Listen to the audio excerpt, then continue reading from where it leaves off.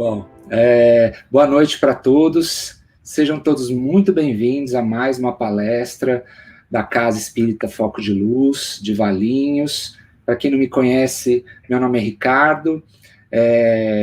Como de costume, a gente esclarece que essas reuniões, essas palestras, nós costumamos fazer toda sexta-feira, às 8 horas da noite, presencialmente, na nossa casa, em Valinhos, mas por conta da suspensão das atividades pela pandemia, nós estamos fazendo essas transmissões ao vivo, o que tem trazido muitos benefícios também para esse trabalho, que tem alcançado mais pessoas, né? E hoje eu estou com o nosso amigo Marco Cairala, que vai trazer a palestra para a gente de hoje. Já ele vai se apresentar, e eu vou desaparecer para dar a palavra para ele. E, como de costume, para a gente iniciar, a gente faz aquela prece, buscando mentalizar a figura de Jesus, esse mestre extremamente amoroso, que, sobretudo, nesse momento desafiador das nossas vidas, ele se encontra mais vivo e mais atuante nas nossas vidas. Querido e amado Mestre Jesus, antes de tudo, nós queremos te agradecer. É muito importante sempre agradecermos pelo imenso esforço que você despende a nos auxiliar, a nos amparar nas nossas necessidades espirituais, também nas nossas necessidades físicas, de saúde. Sabemos, Senhor, do seu incansável trabalho em nosso favor, da sua incansável paciência para com as nossas imperfeições. Por isso, Senhor, nós te agradecemos imensamente.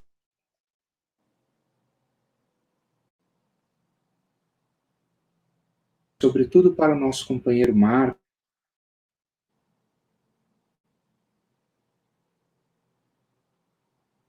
alcance o maior número de corações sedentos de amparo que nós pudermos alcançar. Que o seu amor flua por essa palestra e traga consolo, traga fé, traga esperança para esses corações carentes, necessitados, aflitos. Senhor Jesus, que nós sejamos capazes de sentir o seu amparo. Que assim seja, graças a Deus. Bom, sem mais delongas, Marco, a palavra é sua. Eu vou dar uma desaparecida, mais tarde eu volto. Fica à vontade. Ricardo, pessoal, é um prazer estar com vocês. Eu já estive, há muitos anos atrás, aí na casa de vocês, no Foco de Luz de Valinhos. Lembro do Paulo nessa ocasião e tive o prazer de reencontrar o Paulo no NEP, que a gente agora frequenta, o NEP Eurípides Barçanufo, que se reúne todo sábado ou quinzenalmente, dependendo da pandemia. Era antes da pandemia quinzenalmente, agora ele é todo sábado online, como estamos aqui. Para nós que falamos sobre a doutrina espírita, é um esforço imenso, ao mesmo tempo que é um incentivo o fato de termos a doutrina com a capacidade, com a possibilidade, melhor dizendo, de ser transmitido pelas vias eletrônicas. Eu me lembro que o Chico Xavier eu li isso, me lembro que li, Chico Xavier estava um dia tomando café na casa dele, depois de um trabalho exaustivo, como aqueles que ele fazia à noite na casa dele, nas casas que ele trabalhava, em Pedro Leopoldo. E ele então disse assim para o Geraldinho, que estava ao lado dele, tomando café com ele: Geraldinho, o que é multimídia? Isso nos idos da década de 70. Aí o Geraldinho falou na ocasião: não faço a menor ideia, Chico. Ele disse assim: é porque o Espírito está falando aqui que o Espiritismo no futuro vai ser divulgado através do multimídia. Né? Então, o Espírito já falando. Agora, o mesmo Espírito poderia ter dito assim, através da internet, ou através dos smartphones, ou através dessas plataformas maravilhosas, acho que nem nome tinha, né, para falar na época. O nome que eles já tinham era o Multimídia. Mas é um prazer estar com vocês, agradeço ao Paulo, agradeço ao Vanu e ao Ricardo, que possibilitou que essa parte técnica aí fosse resolvida. E vamos em frente, porque eu estou aqui me sentindo falando sozinho com um telefone na minha frente. Esse telefone tem sido um grande companheiro, mas a gente sabe que vocês estão todos aí por trás, ouvindo, e a gente está aqui juntos em coração. Eu tenho ouvido, e vocês também, algumas notícias ruins nessa fase que a gente está passando, em virtude da quarentena, em virtude de estarmos todos presos em casa, sem poder usar a nossa liberdade de ir e vir para lá e para cá, sem correr risco de adoecer e de transmitir o vírus. Então, o que tem acontecido? As notícias estão nos mostrando que está aumentando o número de divórcios, o número de violência doméstica, maridos contra esposas e contra os filhos, porque estamos todos confinados e os costumes que nós tínhamos de sair, de ir trabalhar, de passar a maior parte do tempo eventualmente fora de casa, está sendo substituído, esse costume, por todos em casa. Muito mais do que antes. E como nós estudamos na doutrina espírita, e como Emmanuel nos diz, que as famílias, na grande maioria das vezes, são colocadas juntas, não por questões de afinidade, mas na grande maioria por questões de comprometimentos mútuos, então, nessa situação, o que acontece quando a gente está junto todo dia, o dia todo? Essas diferenças, esses comprometimentos, esses ódios, às vezes centenários, começam a vir à tona. E se a gente não tem a possibilidade de estarmos juntos apenas por algumas horas do dia, e sim todas as horas do dia, isso acaba vindo à tona. Por isso que estão acontecendo essas coisas todas aí. Mas também é um aspecto é um desafio, né? Um aspecto desafiante, porque nós sabemos que o grande objetivo da encarnação é o enfrentamento desses comprometimentos, dessas limitações nossas e a transmutação de sentimentos antagônicos em amor, carinho e outros sentimentos mais nobres. Por que eu estou dizendo isso? Porque existe uma situação dentro da família que nós vemos muito pouco acontecer, que é a valorização recíproca entre os membros da família. O pai valorizar adequadamente seus filhos, os filhos valorizarem adequadamente os pais, os cônjuges se valorizarem entre si. Isso é importante acontecer. E na falta disso, a família se desestrutura, porque nós continuamos a ver uns aos outros com aqueles ranços do passado, com aquelas recordações que trazemos de vidas passadas, né? Então, a valorização e o procurar reconhecer o positivo que os outros todos têm e temos, e todos nós temos, é muito importante para a manutenção da harmonia da família, né? Por isso que eu trouxe esse introito para a gente, então, se colocar nesse momento de dificuldade com esse foco de procurar manter a harmonia familiar. Eu vou só falar para o pessoal que está chegando aqui que eu tive que descer. Espera um pouquinho só, gente.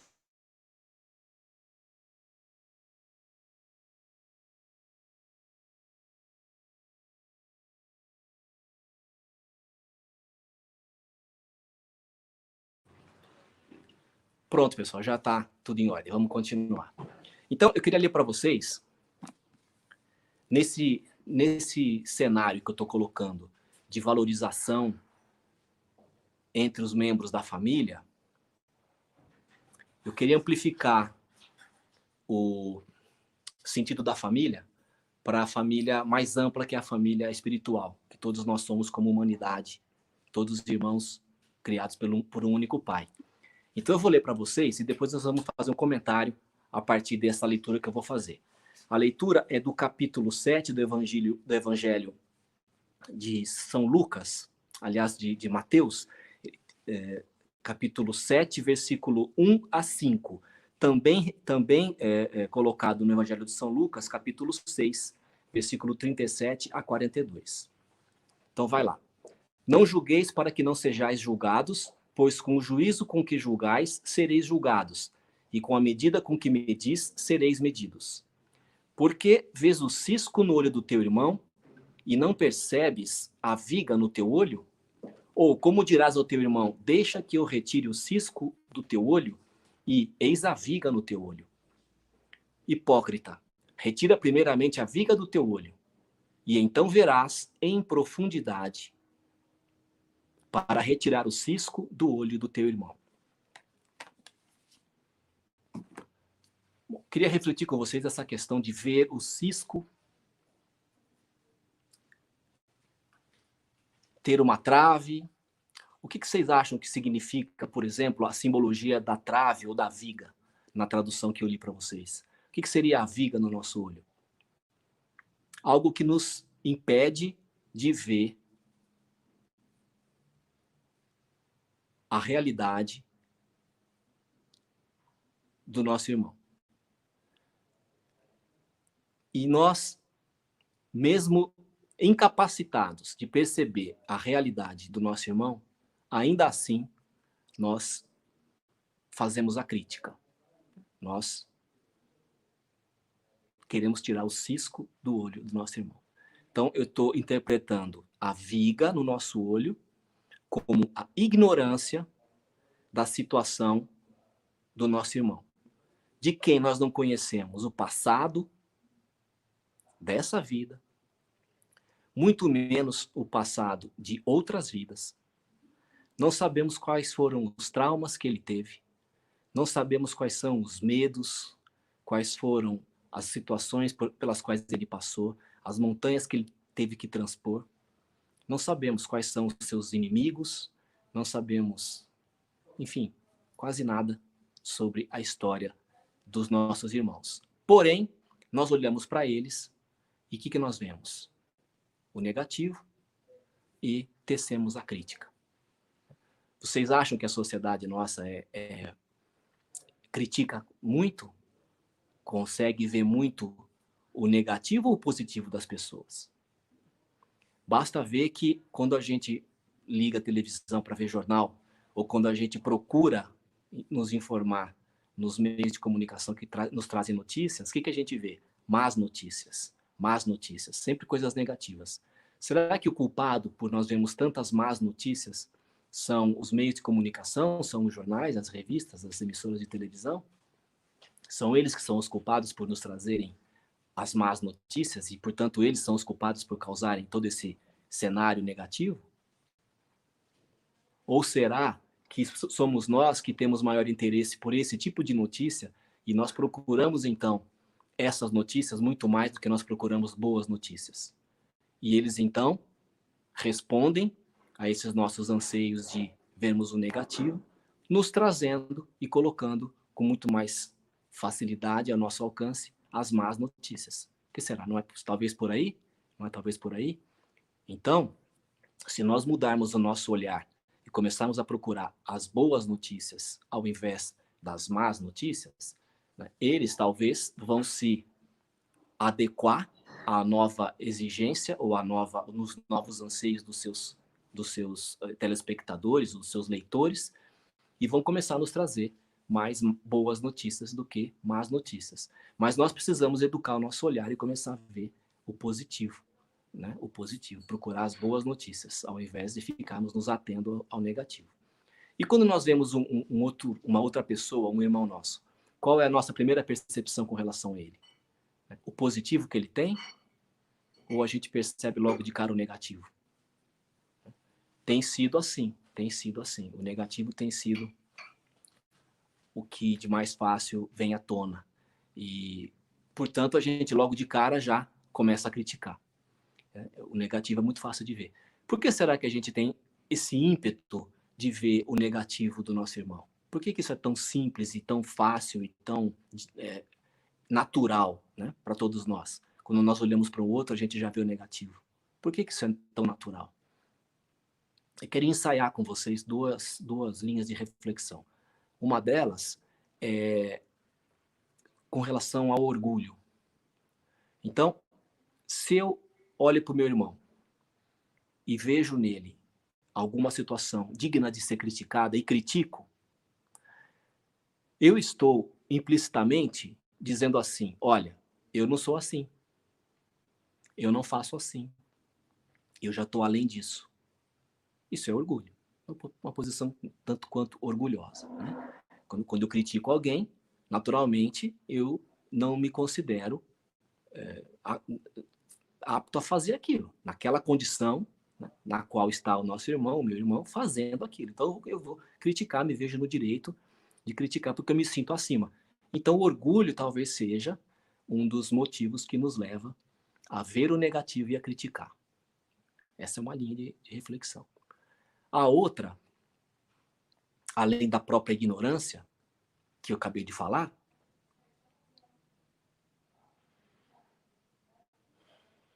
é a questão do espelho. Será que nós, quando olhamos para o outro, vemos tão fácil o negativo porque nós estamos nos espelhando? Né? Como Emmanuel disse, os outros são espelhos, né, para nós. E como eu reconheço em mim, até inconscientemente, os grandes e inúmeros defeitos que eu tenho, será que eu não estou, quando olho para o outro, vendo refletido no outro aquilo que sou eu, aquilo que eu sou? Acerca disso, Emmanuel tem uma publicação, um textinho, que foi publicado no livro Ação e Caminho. O texto tem o título Espelhos Mentais. Ele diz assim: somos sempre espelhos mentais uns dos outros. Acende a luz da alegria no próprio olhar e traçará sorrisos no semblante dos companheiros que, então, se mostram estimulados a servir e a vencer as mais graves crises.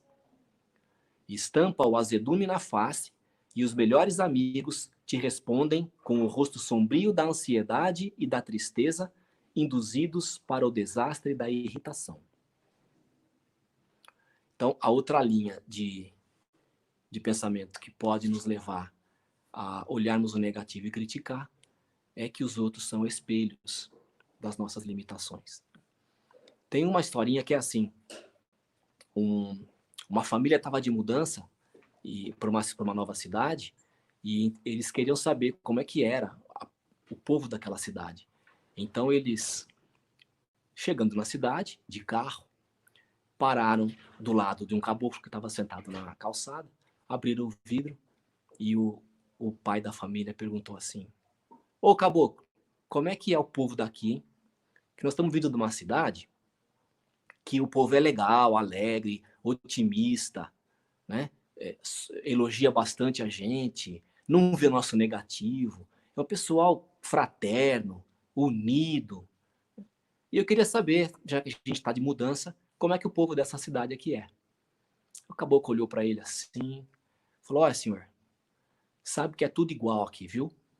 É tudo igual. Pode ficar sossegado, que aqui é tudo igual. Tá ótimo. Fechou o vidro, seguiu viagem. Dali a pouco, um outro carro com uma outra família vindo de mudança para a mesma cidade, na mesma situação. Parou do lado do caboclo, abriu o vidro e perguntou: ô caboclo, como é que é o povo dessa cidade?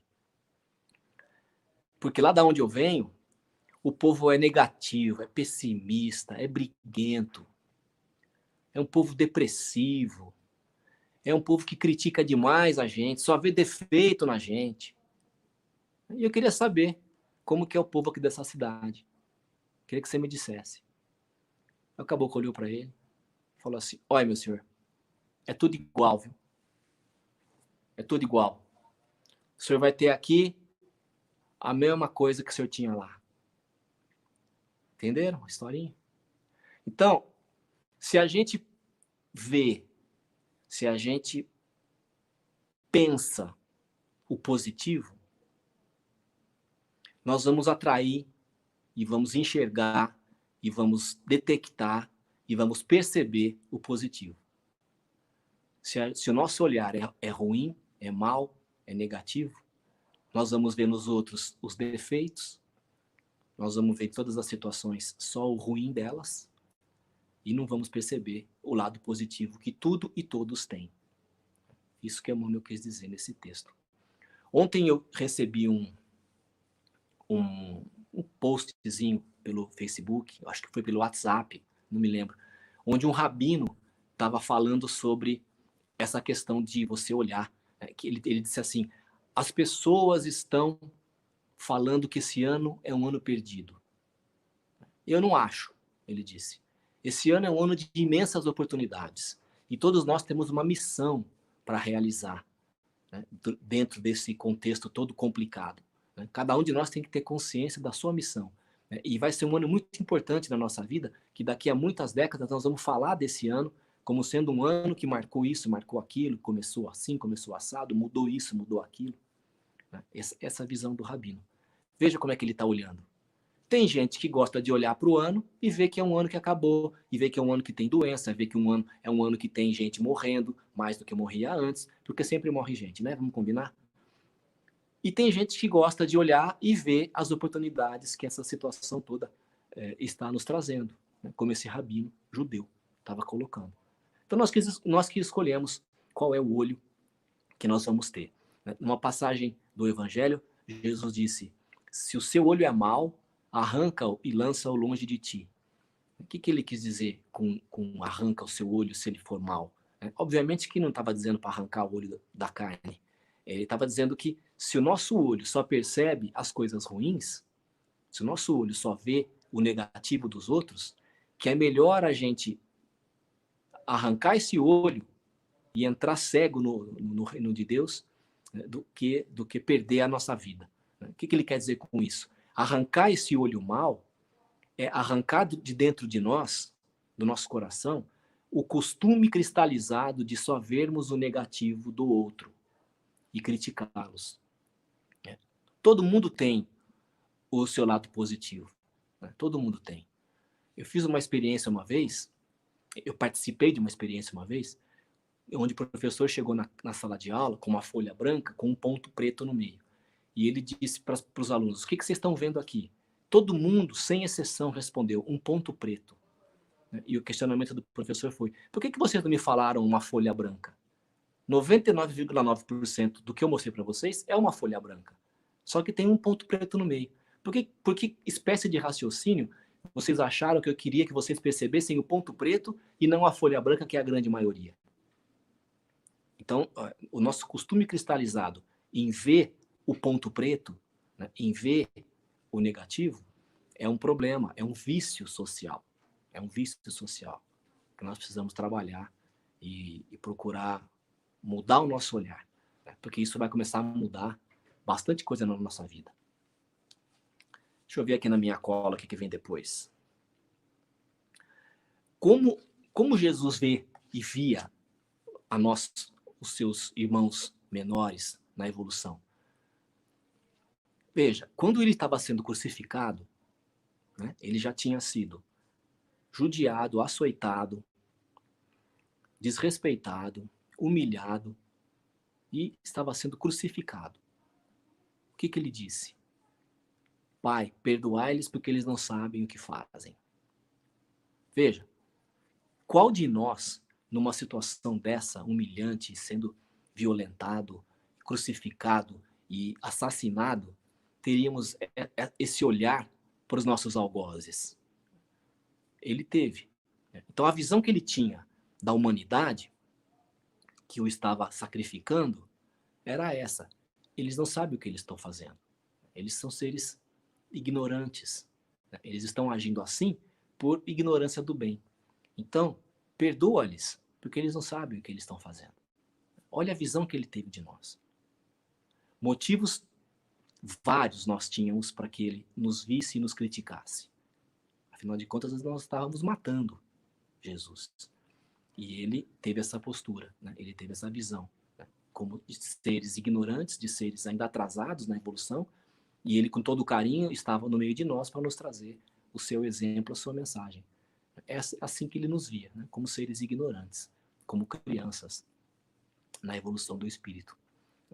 Em outra ocasião, um pouco antes da crucificação, quando ele estava no Getsemane, né, aos pés do morro do Monte das Oliveiras, rezando, ele disse para o Pai: se não for possível que esse cálice seja afastado de mim,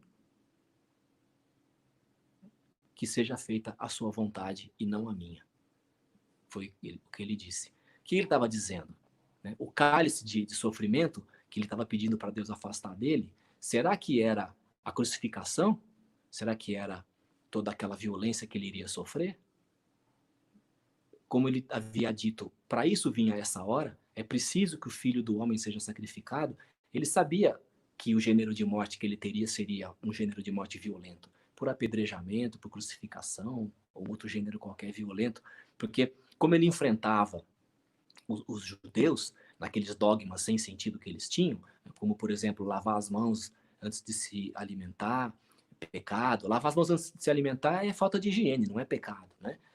Não pode trabalhar aos sábados, né? Ele teria dito, o sábado foi feito para o homem e não o homem para o sábado. Então ele enfrentava esses dogmas dos judeus, como nessa passagem que eu li a princípio, ele disse, hipócritas, né? Tira primeiro a viga do teu olho, para depois tentar tirar o cisco do olho do seu irmão. Então ele tinha uma postura bastante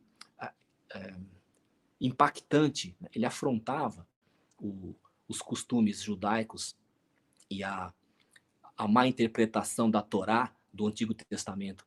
Então ele sabia, claro que ele sabia, que o fim dele ia ser uma morte violenta, porque naquela época eles resolviam essas questões matando os profetas, os outros enviados de Jesus que vieram antes dele, né, o próprio João Batista e outros tantos que vieram antes dele, colocar o alicerce para a sua mensagem que viria depois.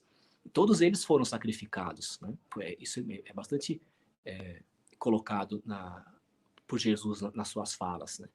Todos os antigos profetas foram sacrificados, né? E ele sabia, portanto, que o fim dele seria esse. Então, quando ele pediu para Deus, para o Pai, afastar dele, se possível fosse, aquele cálice de sofrimento, ele estava se referindo, nessa interpretação mais aberta, que eu estou colocando para vocês, que fosse afastado de nós a sua humanidade, os seus tutelados, os seus irmãos menores, que fosse afastado de nós o futuro que nós estávamos atraindo para nós pela lei de causa e efeito, né? O futuro tenebroso, sombrio, por conta da agressão que nós estávamos fazendo com o nosso Cristo, o Espírito de maior evolução, que preparou todo esse planeta para nos receber, acompanhou bilhões de anos de evolução do planeta, exclusivamente para que nós tivéssemos esse corpo à nossa disposição, para que nós, espíritos, viéssemos, então, reencarnar e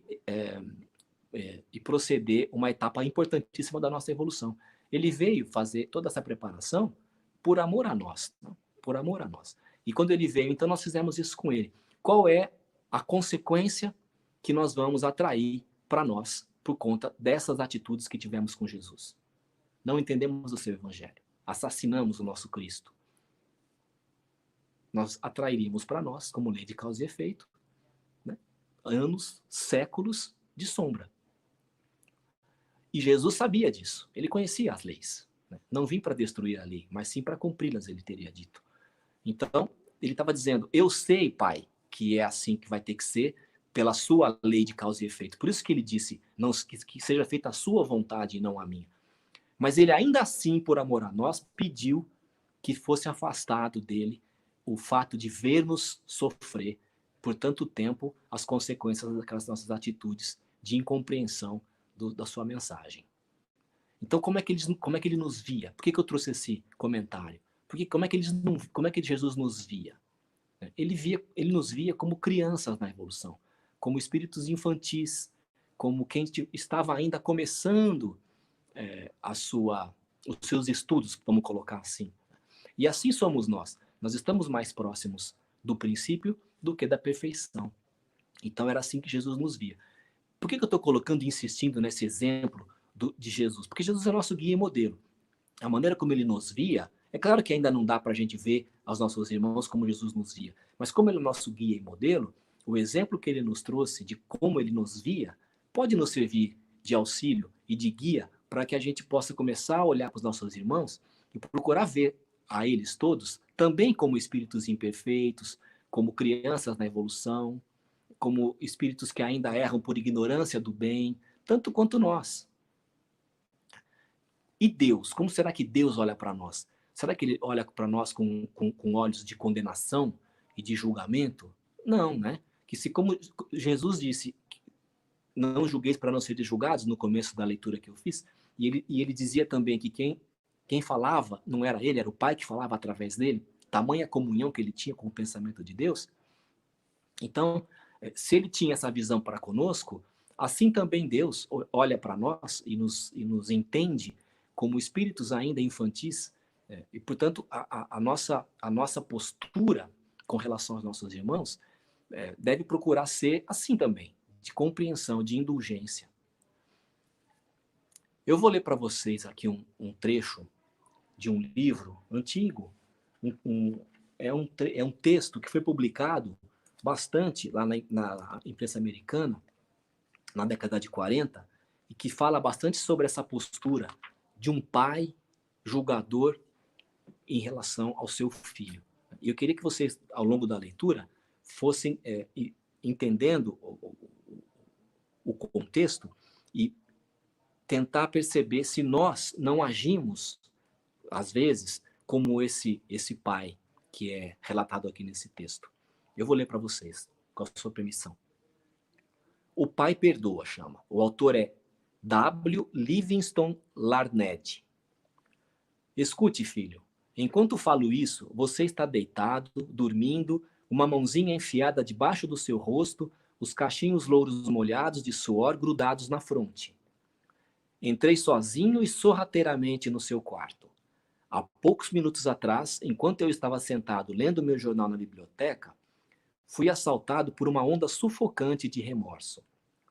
E, sentindo-me culpado, vim para ficar ao lado de sua cama. Andei pensando em algumas coisas, filho. Tenho sido intransigente com você. Na hora em que se trocava para ir à escola, ralhei com você por não enxugar direito o rosto com a toalha. Chamei-lhe a atenção por não ter limpado os sapatos. Gritei furioso com você por ter atirado alguns de seus pertences no chão. Durante o café da manhã, também impliquei com algumas coisas. Você derramou o café fora da xícara. Não mastigou a comida. Pôs o cotovelo sobre a mesa. Passou manteiga demais no pão. E quando começou a brincar e eu estava saindo para pegar o trem, você se virou, abanou a mão e disse: "Tchau, papai." E, franzindo o senho, em resposta, lhe disse: "Endireite esses ombros." De tardezinha, tudo recomeçou. Voltei e, quando cheguei perto de casa, vi-o ajoelhado, jogando bolinhas de gude. Suas meias estavam rasgadas. Humilhei-o diante de seus amiguinhos, fazendo-o entrar na minha frente. As meias são caras. Se você as comprasse, tomaria mais cuidado com elas. Imagine isso, filho, dito por um pai. Mais tarde, quando eu li na biblioteca, lembra-se de como me procurou, timidamente, uma espécie de mágoa impressa nos seus olhos? Quando afastei meu olhar do jornal, irritado com a interrupção, você parou à porta. "O que é que você quer?" Perguntei, implacável. Você não disse nada, mas saiu correndo no ímpeto na minha direção. Passou seus braços em torno do meu pescoço e me beijou. Seus braços foram se apertando com uma afeição pura que Deus fazia crescer em seu coração e que nenhuma indiferença conseguiria extirpar. A seguir, retirou-se, subindo correndo os degraus da escada. Bom, meu filho, não passou muito tempo e meus dedos se afrouxaram. O jornal escorregou por entre eles e um medo terrível e nauseante tomou conta de mim. Que estava o hábito fazendo de mim? O hábito de ficar achando erros, de fazer reprimendas. Era dessa maneira que eu vinha recompensando por ser uma criança. Não que não o amasse, o fato é que eu esperava demais da juventude. Eu o avaliava pelos padrões da minha própria vida. E havia tanto de bom, de belo e de verdadeiro no seu caráter. Seu coraçãozinho era tão grande quanto o sol que subia por detrás das colinas. E isto eu percebi pelo seu gesto espontâneo de correr e de dar-me um beijo de boa noite. Nada mais me importa nesta noite, filho. Entrei na penumbra do seu quarto e ajoelhei-me ao lado de sua cama, envergonhado. E ele prossegue. Essa reflexão que eu queria trazer para vocês. Será que nós não estamos agindo como esse pai? Não só com relação ao nosso filho ou nossa filha, mas com relação ao nosso esposo, à nossa esposa, ao nosso pai, à nossa mãe, aos nossos amigos. Será que nós não estamos olhando para eles e criticando sempre e vendo os defeitos deles com um olho mau que só vê o negativo? Veja nessa leitura. Era um menino que, sim, passava manteiga demais no pão, sim, bagunçava todas as coisas no chão, sim, derramava café fora da xícara, fazia tudo aquilo que para um adulto talvez fosse situações, atitudes dignas de reprimenda. Mas para uma criança eram atitudes absolutamente esperadas, naturais da infância. Essa é a reflexão que eu proponho para nós todos. Será que nós não estamos olhando para os nossos irmãos e esperando que eles sejam anjos de perfeição? Será que nós estamos esquecendo que eles são seres como nós somos, imperfeitos, cheios de problema? Seres imperfeitos têm atitudes imperfeitas. Não é assim? Quando a gente começa a considerar que os outros não são anjos, o que é muito óbvio no racional, mas nem sempre é óbvio aqui dentro, né? Nós traçamos expectativas muito grandes em relação aos outros, expectativas essas que eles não conseguem atingir. Obviamente que não. Assim como uma criança desse texto não ia conseguir atingir as expectativas de um adulto, porque ele era uma criança, né? E o pai entrou naquele hábito, como ele mesmo disse, né, de olhar o negativo e criticar. Um filho tão carinhoso, com tantos valores oriundos da infância, e o pai não os via. Ele só via as coisas ruins que o filho fazia e criticava. Será que nós não estamos, às vezes, cometendo esse mesmo vício, né, tendo esse mesmo vício, tendo esse mesmo hábito de ver só o negativo dos outros? Né? Quando eu comecei falando da questão das famílias, né, das brigas em casa e do que vem à tona dentro de casa, a família é o cadinho, né, onde o caldo borbulha mesmo, né? E essa consideração de que as pessoas que vivem conosco são importantes para nós, é importante essa valorização. E esse vício de só olhar o negativo e criticar não contribui em nada para a harmonia da nossa família. E muitas vezes a gente tem essa postura desse pai em relação aos nossos familiares.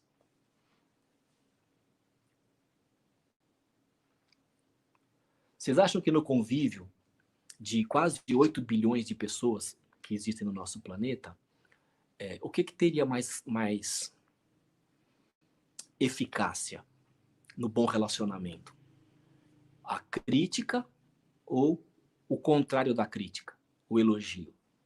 Como a gente vai viver melhor no meio de tanta gente? Se a gente olhar só os defeitos e criticar, ou se a gente começar a procurar as qualidades e elogiar? Certa vez, numa escola americana, havia uma criança chamada Steve Morris. E essa criança era cega. E ela ia na escola junto com seus amiguinhos, até que um belo dia entrou um camundongo na classe. Foi aquela correria, e a professora, então, pediu para as crianças todas se sentarem e chamou o Steve Morris, esse aluno cego, para ajudá-la a procurar o camundongo. O camundongo, naturalmente, foi para os cantinhos, debaixo dos armários e se escondeu. E por que ela chamou o Steve Morris, que era cego, para procurar o camundongo? Justamente ele. Porque ele havia desenvolvido tamanha acuidade auditiva por conta da limitação visual que ele tinha, que ele tinha um ouvido melhor do que a média. Então a professora, com aquela atitude de chamá-lo para ajudá-la a encontrar o ratinho, com a sua audição privilegiada, estava valorizando nele uma qualidade que ele havia desenvolvido, né? Muito embora ele fosse cego. Então,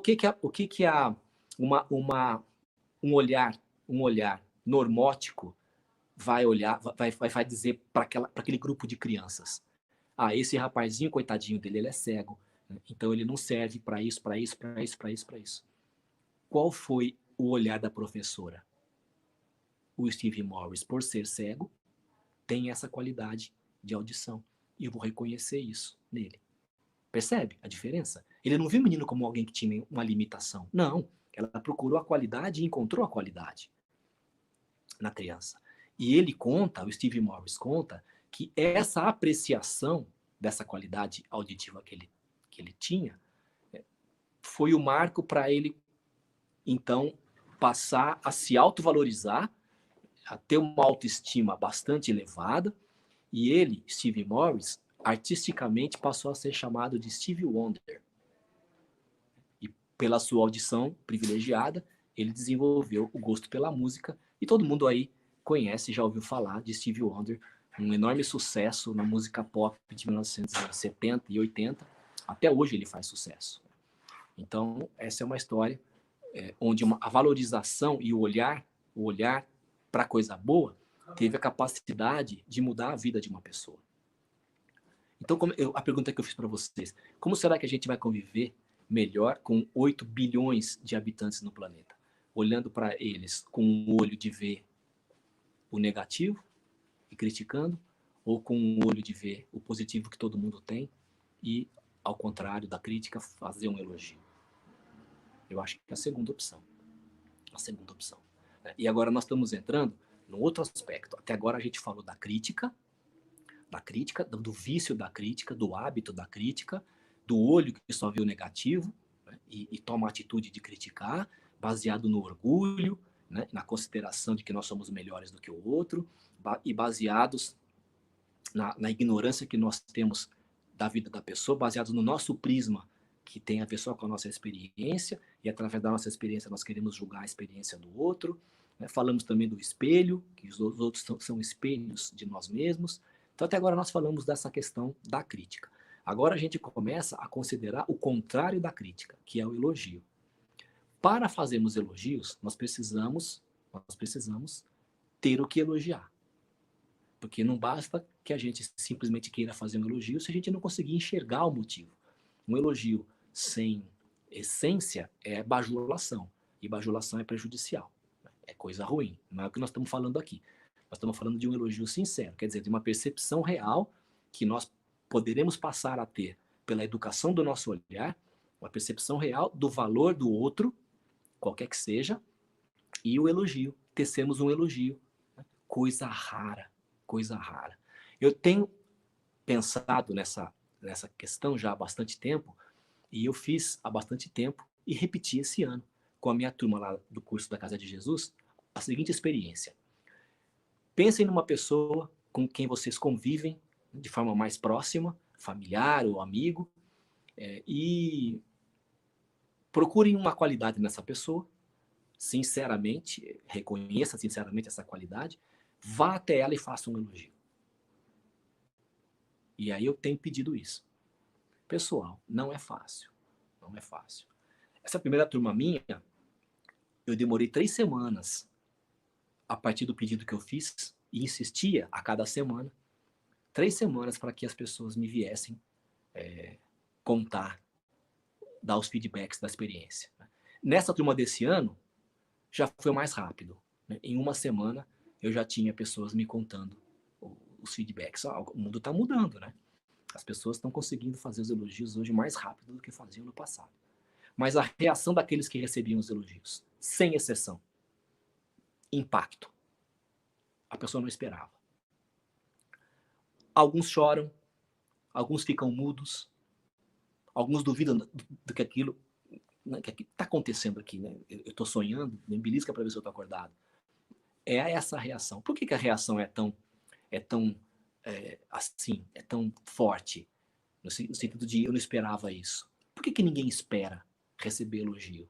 Por que ninguém espera? Porque nós não fazemos. Não é comum. Criticar é comum, mas fazer elogio não é. Nós crescemos e vivemos nessa cultura. A cultura da crítica, a cultura do negativo, a cultura do olho mau, que só vê o lado ruim das coisas, só vê sombra. Nós precisamos começar a mudar isso. Nós começamos a mudar isso. Quando a gente muda o nosso olhar, e o fato de nós fazermos um elogio é uma atitude que a gente toma a partir da mudança de olhar. Então, eu vou mudar o olhar primeiro, é uma atitude íntima comigo próprio, faz parte da minha reforma íntima, vou começar a ver o positivo que os outros têm. E a atitude na sequência é, se eu tiver oportunidade, eu vou fazer um elogio sincero para essa pessoa, que eu estou reconhecendo que ela tem uma qualidade. Hoje é um bom momento. Dia dos Namorados, você, se tiver um namorado, uma esposa, um marido, né, um noivo, uma noiva, um namorado, qualquer, um ficante que você tem hoje em dia, não é verdade? Faça um elogio. Procura nele ou nela um motivo de elogio, um motivo que seja digno de ser elogiado, e coloque isso. Fala para a pessoa, fala para ela, para ele. Né? Eu acho que vai ser bastante legal essa experiência.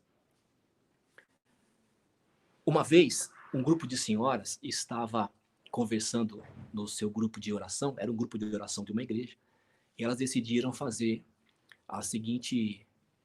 Não era uma experiência, elas queriam se mudar, queriam fazer uma reforma, e elas queriam parar de fazer o que elas faziam de ruim. E elas chegaram à conclusão que a pessoa mais próxima delas, que tinha a melhor condição para dizer para elas o que elas poderiam mudar, eram os seus maridos. Então elas combinaram de fazer isso, e cada uma delas, então, quando chegou em casa, pediu para o seu marido listar 7 defeitos que eles consideravam que elas tinham e que elas então pudessem mudar. Um dos maridos, ao receber essa solicitação, esse pedido, né, surpreso com aquilo, pensou bem e disse assim para si mesmo: eu poderia listar não 7, mas uma dúzia de situações que eu gostaria que ela fizesse diferente, que ela fosse diferente, assim como ela também poderia fazer isso com relação a mim. Mas ele segurou e disse assim para ela: amanhã eu te respondo, deixa eu pensar um pouco. No dia seguinte, ele acordou mais cedo, ligou para uma floricultura e pediu para que fossem entregues 7 rosas num buquê, com um bilhetinho escrito assim: eu não consegui me lembrar de 7 coisas em você que você possa melhorar. Eu te amo do jeito que você é. Bonito, né? Veja, ela pediu para o marido criticá-la.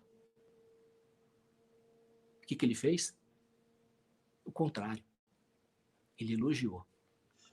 O que vocês acham que tem mais efeito numa relação? Qualquer que seja. A crítica ou o elogio? Sem dúvida o elogio. Sem dúvida. Isso precisa virar um hábito. Precisa virar um hábito. Até a própria maneira como a gente faz para educar os nossos animaizinhos domésticos, não é assim? Quando ele faz o que a gente quer, a gente vai lá e faz um agrado. Quando ele faz o que a gente quer, a gente vai lá e dá um biscoito. Não é assim? Isso tem muito mais eficácia do que quando a gente judia dele, quando ele não faz o que a gente quer. Né? O cachorrinho fez xixi no tapete. A gente vai lá, judia dele para ele não fazer mais, e ele para de fazer? Não, não para. Agora, se ele vai na caixinha ou na grama e faz xixi no lugar certo, a gente vai dar um biscoitinho para ele, faz um agrado nele, e assim, repetidamente, incentivando através do agrado e do biscoitinho a atitude correta, ele vai se educando e vai passar a fazer só o correto. Então é muito mais eficaz para o animal e para o ser humano também. É muito mais eficaz, é muito mais proveitoso, produtivo e caridoso, e aí chega no ponto que eu queria, a gente fazer um elogio do que fazer uma crítica. É caridade. Né? Então, mudar o olhar para um olho que só vê o positivo ao invés de ver o negativo, e em percebendo o positivo, ter a atitude de contar para o outro que aquilo que ele faz é bom, que aquela forma dele ser eu aprecio e admiro, é caridade. Porque esse tipo de atitude, o elogio, vai trazer para esse nosso irmão esperança, alegria, gratidão, motivação. Só coisa boa. Só coisa boa. Vai alimentar a autoestima e vai afastar, se isso for realmente alimentado como um hábito, vai afastar pessimismo, estados depressivos, baixa autoestima, desesperança. Por quê? Todo mundo gosta de ser valorizado. Todo mundo gosta de ter reconhecido o que você já tem de positivo. Não é uma questão de bajulação, não é uma questão de egoísmo, né? Eu não estou alimentando o egoísmo de ninguém. É só uma questão de ter o olho positivo, o olho bom, o olho que vê coisas positivas e traga esse positivo, trazer esse positivo, colocar para as pessoas, coisa que não é habitual. Nossa sociedade, nossa cultura não tem o hábito de elogiar, não tem o hábito de ver o positivo. Ao contrário. É essa a proposta que eu trago para vocês. Uma mudança de paradigma.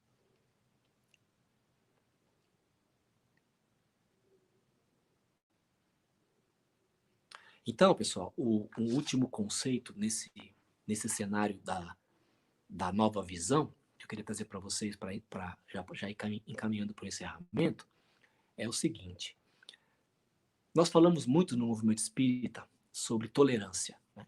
A tolerância é uma qualidade que a gente precisa desenvolver? Sem dúvida que é. Ela é uma qualidade, é uma característica necessária e fundamental para se manter um relacionamento equilibrado, para se manter uma convivência pacífica.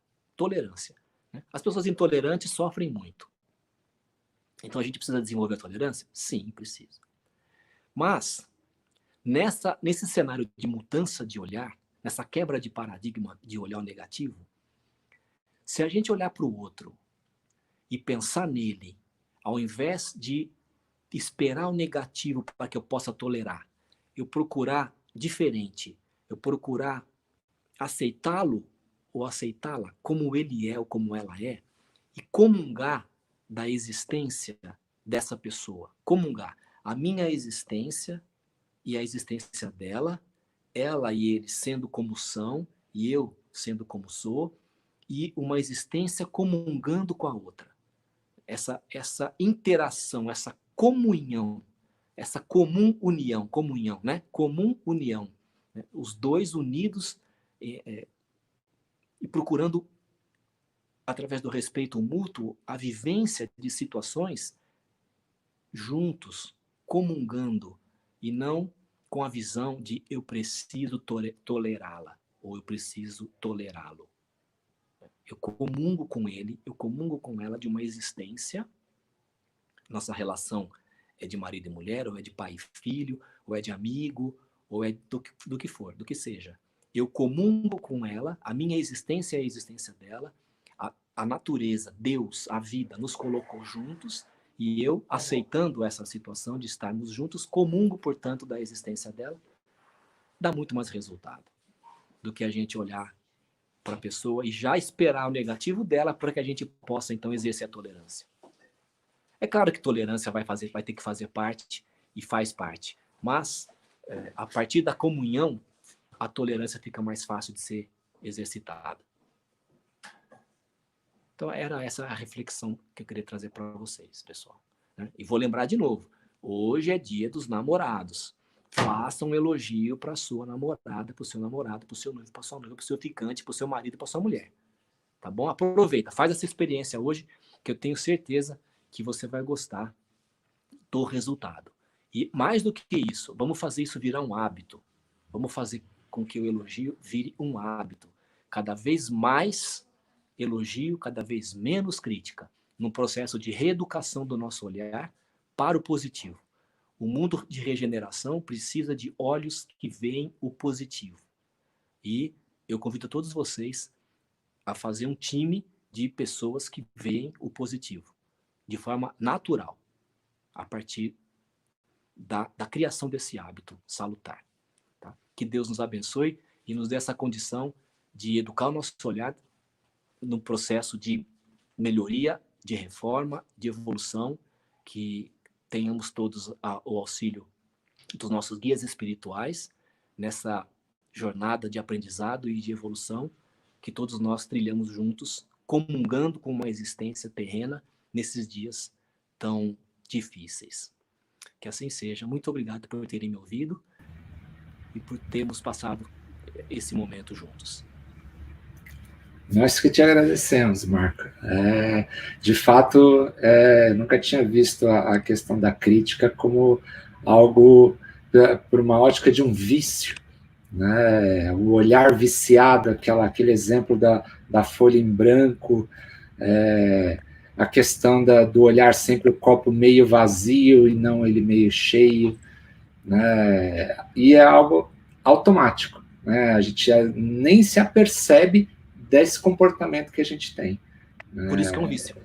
Exatamente. Vício se cura primeiro se conscientizando de que tem esse vício e aí trabalhando para mudar o comportamento. Excelente, excelente. Muito obrigado, viu? E agora, para encerrar a nossa reunião de hoje, como costumamos, mentalizando Jesus. E agora o Mestre Jesus, ciente das nossas necessidades, aqueles que têm o costume de receber de nós na reunião presencial passe, mentalize Jesus. Mentaliza o Mestre, projetando sobre cada um de nós individualmente fluidos de amor. Partindo de Jesus, nós conseguimos imaginar que esses fluidos têm um poder penetrante no nosso corpo, que nos traz a paz, acerena o nosso coração, traz para nós uma tranquilidade da qual temos muita necessidade neste momento. Busquemos, por essa projeção do Mestre, acalmar o nosso coração, fortalecer em nós a fé, a confiança de que Ele permanece operante diante de todas as adversidades. Que essa projeção de Jesus fortaleça em nós a saúde também, o nosso sistema imunológico, para que nós permaneçamos protegidos contra a infecção, aqueles que se infectaram possam ter a saúde fortalecida para superar isso. E nós agradecemos, Jesus querido, por mais essa oportunidade. E nós que muito recebemos, queremos aproveitar essa oportunidade para distribuir essas bênçãos com aqueles que estão em situação mais difícil do que a nossa. Vibremos pelo nosso planeta Terra, que ele tenha recursos espirituais para superar essa adversidade, recursos de saúde para recuperar a saúde das pessoas, que nós tenhamos recursos morais para melhorar as nossas condições, o nosso convívio familiar, que agora se torna mais intenso, que as famílias se fortaleçam, que os profissionais da saúde tenham o suporte adequado para executar a sua tarefa. E assim, nós queremos agradecer, Senhor, por fim, pelo seu amor. Pedimos humildemente que nos proteja, que nos ampare, mas que, sobretudo, clareie a nossa consciência do papel que nos cabe no combate a essa pandemia também. Que o Senhor nos abençoe e que possamos estar aqui mais uma vez reunidos na semana que vem, se assim for da vontade de Deus. Que assim seja, graças a Deus. Queridos, muito obrigado pela presença de todos, fiquem todos em paz, fiquem todos com Deus e a gente se encontra mais uma vez na semana que vem, se assim for da vontade de Deus. Vou encerrar nossa reunião por hoje, fiquem todos com Deus. Bom fim de semana para todos. Olá, meus amigos. Estamos vivendo momentos difíceis. A crise do coronavírus tem nos afetado, tem trazido para nós momentos ímpares que, ao meu ver, aos espíritos espíritas cristãos que conseguem enxergar além, esse talvez será um momento oportuno para que nós possamos testemunhar a nossa fé. Sou Cláudia Jacobelli e falo em nome do Grupo Espírita Foco de Luz. Vim em nome dessa casa falar ao seu coração. Com a suspensão das nossas atividades pelos órgãos governamentais, fomos também obrigados a fechar as nossas portas e para reabri-la precisamos da sua ajuda. Temos as nossas despesas que não pararam, muitas delas assumidas antes mesmo dessa crise e agora nós precisamos saldar. Não há como reabrir as nossas portas se você não nos ajudar. Nós somos muitos e juntos poderemos vencer esse desafio. Nós não sabemos quando tudo isso vai passar, só sabemos que vai passar. Estamos muito confiantes em Deus e sabemos que Jesus ainda está no comando.